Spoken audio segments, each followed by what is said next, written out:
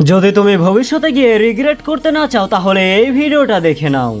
আর যদি তুমি এই ভিডিওটা একবার পুরোটা দেখো তাহলে আজ থেকে 3 মাস পরে গিয়ে তুমি এই ভিডিওটা আবার খুঁজবে।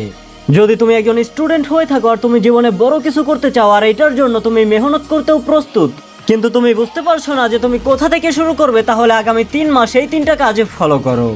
নাম্বার 1, নিজের শরীরের উপরে কাজ করা শুরু করো। কারণ দুর্বল বডির সাথে স্ট্রং মাইন্ডসেট বানানো অনেক কঠিন।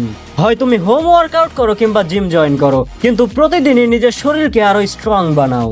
নাম্বার 2, একবার হলেও তুমি নিজের দিকে তাকিয়ে দেখো যে তোমার কোন কাজ করতে সব থেকে বেশি পছন্দ। এমন কোন কাজ আছে যেটা করার সময় তোমার টাইমের কথা মনেই থাকে না।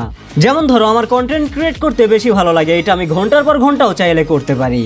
তুমিও নিজের এরকম একটা স্কিল ধরো আর ওইটার উপরে 90 দিন কাজ করো। বারবার স্কিল বদলাতে যেও না, কারণ সাকসেস সবসময় কনসিস্টেন্সির পিছনেই লুকিয়ে থাকে। নাম্বার 3, আগামী 3 মাস নিজেকে দুর্বল ভাবা ছেড়ে দাও। আমি করতে পারবো না, এটা আমার দ্বারা সম্ভব নয়, এগুলো বলা ছেড়ে দাও। কারণ তোমার মাইন্ড ওইটাই বিলিভ করে যেটা তুমি তাকে বলো।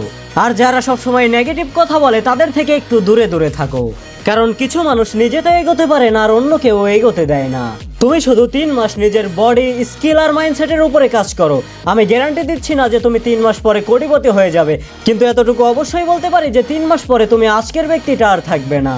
যদি স্টার্ট করতে চাও তাহলে কমেন্টে ডে 1 লেখো, আর 3 মাস পরে আবার ফিরে এসে বলো যে তোমার জীবনে কি চেঞ্জ এলো।